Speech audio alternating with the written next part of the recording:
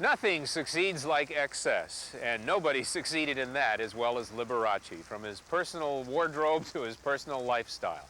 On the eve of the first anniversary of his death, here's Michael Stanley with a look at the life and times of the godfather of showmanship. Someone once said that anything worth doing is worth overdoing. And come to think of it, it could easily have been Liberace who said it. Well, you don't earn the title of Mr. Showmanship by being subtle. Ladies and gentlemen, Liberace. Thank you very much. Well, look me over.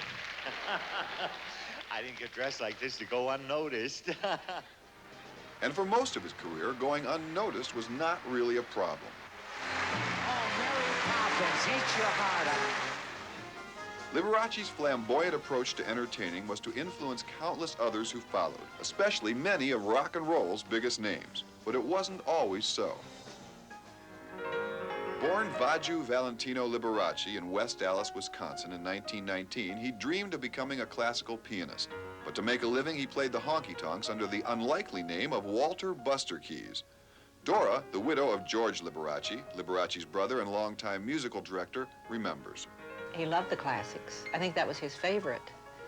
But he could not make a living doing the classics, and that goes way back when he first started out. He played with the symphonies, but there was no money in it at that time. So he said himself, well, he had to go into show business, do the show business type thing in order to make a living. And he did well. Boy, I'm telling you, I have so much fun doing these shows for you here that, honestly, sometimes I'm a little ashamed to take the money. But I will. No, I really have to. You know why? Remember that bank I used to cry all the way to? I bought it. It's nice, yeah.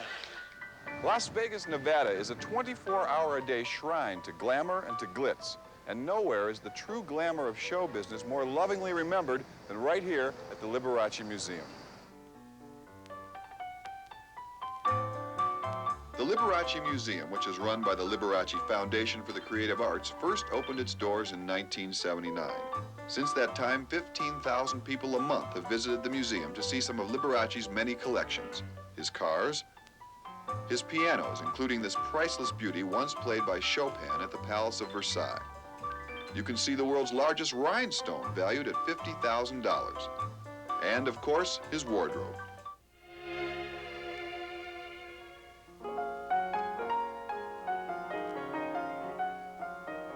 The Foundation and Museum are run by Dora Liberace. She tells us of the Foundation's ongoing work and how she remembers Liberace. One of the greatest showmen ever, which I think he was. And like I said, a kind and gentle person. And that's why right here at the Foundation and the museum, we're trying to keep, well, we're not trying, we will keep him alive through this and his memory. Liberace died on February 4th at the age of 67. Hard news for his many fans to hear was that his death was AIDS-related. The Las Vegas Sun was the first paper to report this information, and longtime friend and entertainment editor Dick Maurice explains his paper's decision. A difficult decision.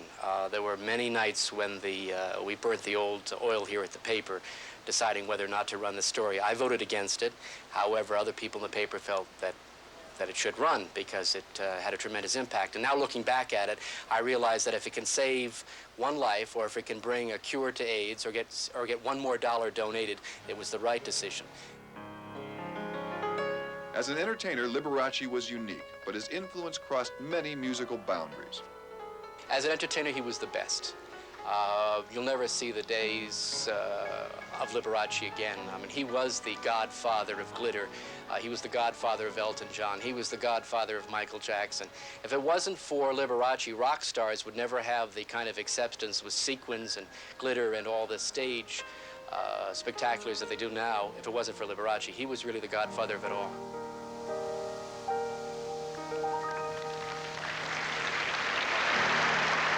In April, there will be an auction of nearly all of Liberace's wardrobe, furnishings, cars from 5 of his homes. So many items, they're going to use the Los Angeles Convention Center. The proceeds will benefit the Liberace Foundation for Creative Arts.